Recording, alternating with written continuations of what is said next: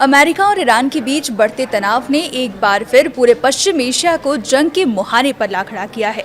ताज़ा घटनाक्रम में ईरान के इस्लामिक रिवोल्यूशनरी गार्ड कॉर्प्स यानी IRGC ने दावा किया है कि उसने कुवैत, बहरीन और जॉर्डन में मौजूद अमेरिकी सैन्य ठिकानों पर बड़े पैमाने पर मिसाइल और ड्रोन हमले किए हैं।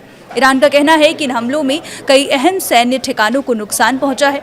ईरान की सरकारी मीडिया के मुताबिक ये कार्रवाई अमेरिका की हालिया सैन्य कार्रवाई के जवाब में की गई। IRGC ने दावा किया कि कुवैत के अली अल सलीम एयरबेस पर मौजूद पैट्रियट एयर डिफेंस सिस्टम और फ्यूल स्टोरेज को निशाना बनाया गया। साथ ही अहमद अल जाबेर एयरबेस पर लगे रडार सिस्टम को भी तबाह करने का दावा किया गया। ईरान का कहना है कि जॉर्डन के प्रिंस हसन एयरबेस पर भी मिसाइल और ड्रोन से हमला किया गया।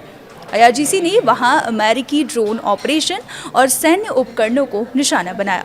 वहीं बहरीन के शेख ईसा एयरबेस पर helicopter maintenance centre, drone command centre और अन्य सैन्य ढांचों पर भी हमले किए गए।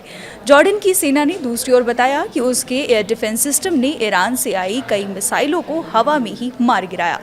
शुरुआती जानकारी के मुताबिक 4 मिसाइलों को इंटरसेप्ट किया गया। बहरीन सरकार ने भी एहतियात के तौर पर लोगों को सुरक्षित स्थानों पर जाने की सलाह दी और एयर रेड अलर्ट जारी कर दिया। कुवैत ने भी अपने एयर डिफेंस सिस्टम को पूरी तरह एक्टिव कर दिया है। क्षेत्र में लगातार बढ़ते खतरे को देखते हुए सुरक्षा एजेंसियां हाई अलर्ट पर हैं।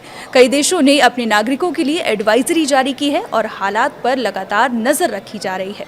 इस पूरे घटनाक्रम के बीच अमेरिकी सेंट्रल कमांड यानी सेंटकॉम ने कहा कि उसने ईरान के खिलाफ नई सैन्य कार्रवाई पूरी कर ली है। अमेरिकी सेना के मुताबिक ईरान के कई सैन्य ठिकानों, मिसाइल साइट्स और ड्रोन सुविधाओं को निशाना बनाया गया। अमेरिका का कहना है कि उन्होंने ये हमला सैन्य हितों की रक्षा करने के लिए किया। ईरान ने अमेरिका को कड़ी चेतावनी देते हुए कहा कि अगर हमले जारी रहे तो जवाब और भी व्यापक होगा।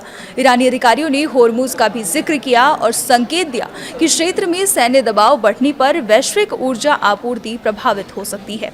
अगर अमेरिका और ईरान के बीच सैन्य टकराव इसी तरह बढ़ता रहा तो इसका असर सिर्फ पश्चिम एशिया तक सीमित नहीं रहेगा। तेल आपूर्ति, वैश्विक व्यापार, समुद्री परिवहन और अंतर्राष्ट्रीय सुरक्षा पर भी इसका काफी असर पड़ सकता है। फिलहाल हालात बेहद तनावपूर्ण बने हुए हैं। ईरान लगातार जवाबी कार्रवाई की चेतावनी दे रहा है, जबकि अमेरिका भी अपने सैन्य अभियान जारी रखने के संकेत दे चुका है।